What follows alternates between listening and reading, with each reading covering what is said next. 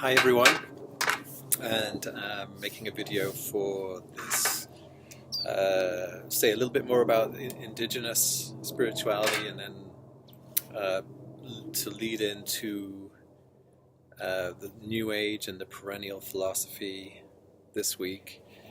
Um, let's see, I wanted to talk about, I really liked the enthusiasm and the sharing that you all did for the portion on indigenous spirituality. Um, Clearly, that section is inspirational for a lot of you, and from my perspective, rightly so. Um, but I wanted to say some things about it um, because we're sort of, in a way, in this course we're on this search for um, an unofficial search for a commonality in spirituality amongst traditions. And we've been through all of the main major religions. There are plenty more that deserve attention, but we couldn't do it in the time. But I do feel like indigenous spirituality sets itself apart for many reasons, so that the search for the connection, the underlying truth um, between indigenous spirituality and the mainstream religions um, might be a tricky one, a difficult one, um, more challenging, I guess. Um, and part of this has to do, I think, with the something that has been developing really over the last 2,000 years, but of our history, um, but that exists. Um, at least in okay, up until about 500 years ago, 400, 500 years ago, um, there was a kind of a mixture of consciousness, a mixture of worldviews, a mixture of sensibility with people, sensibilities, where two things kind of coexisted side by side, and were great attempts to treat them together, to integrate during that period. But in the last 400 or 500 years, one side of this has moved forward into a kind of dominance, and the other has receded into the background. And what I want to say about this is that it really relates, from my perspective, as always, this is my perspective, to our view of nature. So this world around us, the natural world around us, what is our relationship to that? What is our part of that? And even that question shows us where we've come to, because from an indigenous perspective, we don't have to talk about that. We're intimately related. We're a part of it. But we do have to talk about it, and that shows us where we've come to. And part of this is the sense within many of the world's traditions, and I would say that this is all of them, actually, that we have needed to transcend nature in some way. So I think contained within every single tradition, except perhaps Taoism, is this sense that there's something about our nature that we need to transcend, our own nature and the nature. There's a kind of a downward pull from our rootedness, our origins within nature, our own nature and the nature, basically. And that's definitely present in certain aspects of Hinduism. I think it's present in Buddhism, and certainly in all of the Abrahamic religions, Judaism, Christianity, Islam.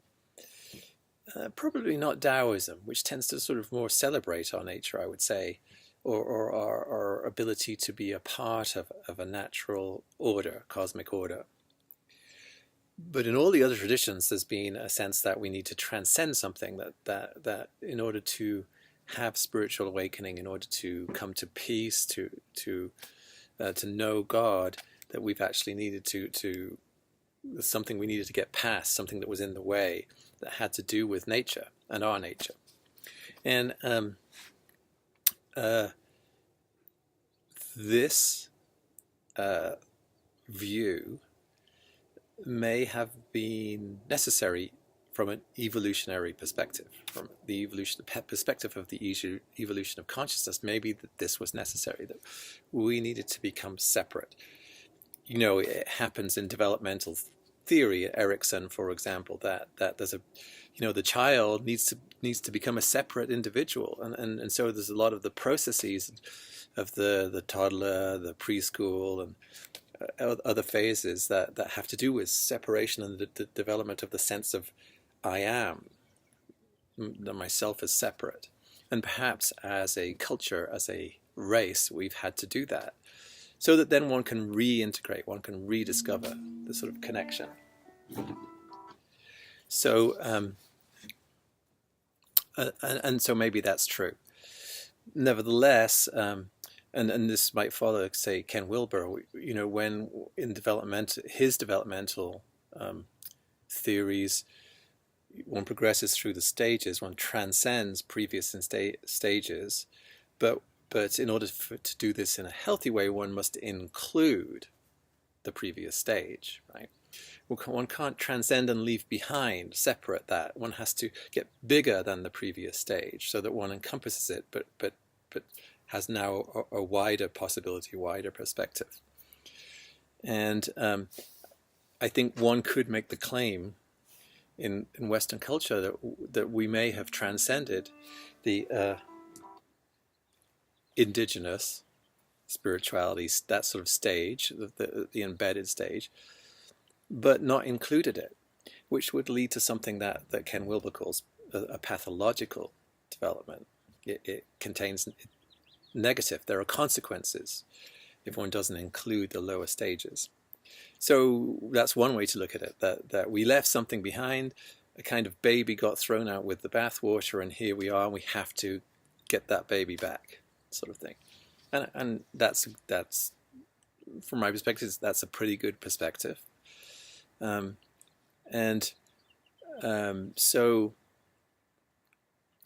well, I suppose the question is, what is this sort of desire to transcend nature, to transcend our nature, to define ourselves as separate from it? What is that desire? And is that legitimate? Is that something that we should embrace while trying to include the prior? And that's that's not a question I'm going to answer, but it's for you guys to consider. Part of this then has to do with our what happened in the scientific revolution was this great separation with Descartes particularly, but others, Galileo, this great separation between the inner world and the outer world. So this need to transcend nature manifested, I would say, in the scientific revolution, where we started to consider that world, the world of nature, as different in the sense that it doesn't include intelligence or consciousness in the same way that we do, and that we have this inner world that it doesn't have. So this inner world is, and then it's really the religion comes down to our relationship with God, but not our relationship with the world. Okay, so especially the last 400 years, it's come down to something that is now separate, something between us, our inner worlds, and the transcendent. Okay, and that, I think, is, though it might be a necessary step, and it certainly freed science from religion, it is ultimately negative. It's ultimately going to lead us to, well, where we are now with environmental destruction and climate change and that kind of thing. It's not a view that ultimately is in balance, or that is ultimately accurate, actually. So, but that is, I think one could easily see the scientific revolution as merely a progression, as a natural outcome of the prior religious development, especially in the West, with its need to transcend nature, basically, and our nature. So what has happened is that the world has become disenchanted. It's disenchanted. Our inner world, we have imagination and stuff that lies in here. And so this inner world can be enchanted. You can develop something like the Lord of the Rings, but use your imagination and write or paint, make works of art and that kind of thing. We can do that from our inner world, but that world out there doesn't contain any of that. Okay, it's not. It's a different world than that. So that separation is something that has consequences, and it has consequences on our sense of belonging, our sense of being a part of this world, part of this universe, our sense of being at home, basically. And so the religious search then becomes one that is a search for home, right? It's like, I'm looking for my home. So Christianity, Islam, Hinduism, whatever, where's home? I don't feel like I'm at home. And so an indigenous person doesn't have to think that, because they are home. They're home here. And it's through this world that they arrive at their sense of being at home, through this world that they arrive at their sense of spirituality. And this makes a great distinction between the main world religions and it. And you guys will make of that what you will, you know. I think that's, it's up to you. And it might be of particular interest in your final essay to focus on that particular question, because the question is general. Do we, following Gandhi's statement that all religions are true, let's think particularly about indigenous spirituality versus the others, and how those two things fit together, because I think that maybe pose a more interesting problem to work with for that essay. So it's just a suggestion, but it's, you know, it's up to you. So and you know, this brings us forward into what's happening now, and with the perennial philosophy, which really dovetails into the New Age movement, because the New Age movement is something that really was built on the perennial philosophy, I would say, influenced by it, built on it. So we have a world that isn't quite the same as if I had been making this video 50 or 60 years ago, perhaps a little more. I wouldn't be able to talk in quite the same way. So there's been developments in the past half a century or so that have really influenced our relationship with religion. And the New Age movement is primarily responsible for that. And so I do believe that it represented a shift in consciousness. And as you'll read, a lot of academics think the New Age movement is dead. I don't agree. It's just it's like one of those things that grew up, started to have its impact, but then sort of disappeared because it became part of the culture. And so now you can't really see it, yet it's still there having its influence. That's what I think, at least. You can think what you like. So it has, I just sent you a survey on, results of a survey on American society that looked at how many people call themselves spiritual but not religious, and that's a category of people that's extremely on an extreme rapid rise in our culture. Now about 27% of people call themselves spiritual but not religious, something that wouldn't have been possible half a century ago. So change is happening, and it's appropriate that we went through indigenous spirituality right before this, because that was greatly included and greatly influential in the New Age movement, along with other things. Western esotericism was another aspect of it.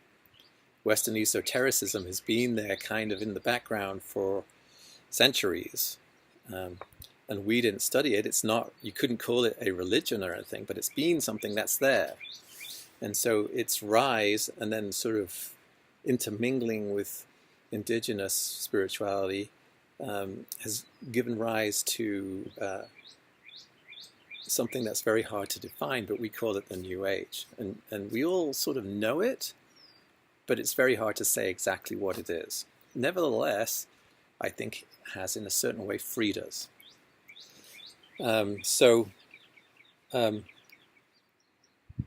This idea of the separation of inner and outer, the idea that we need to just transcend our nature or the nature. And I think that New Age movement has challenged that. That in a way, the challenge is more to recover our nature than transcend it. And you guys see whether you agree with that or not, but that seems true to me now. That's really the emphasis of the New Age movement. It's like, I want to recover my true nature. What's my true nature? I don't want to transcend it. I want to find out what it is, because I don't know. And so separation of inner, that the spiritual journey is an inner one. And we've all said that, even throughout this course, that the spiritual journey is an inner one. I want to say, okay, let's challenge that. Is that true? Because I think the separation in inner and outer is a part of the issue. It's a part of the separation of me from nature. To recover my nature, I can't say to myself that my spiritual journey is purely an inner one. I have to relate to the outer. I have to become a part of this world. So,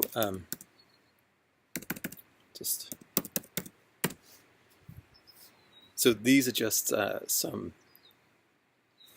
things for you to think about this week as we go through the New Age.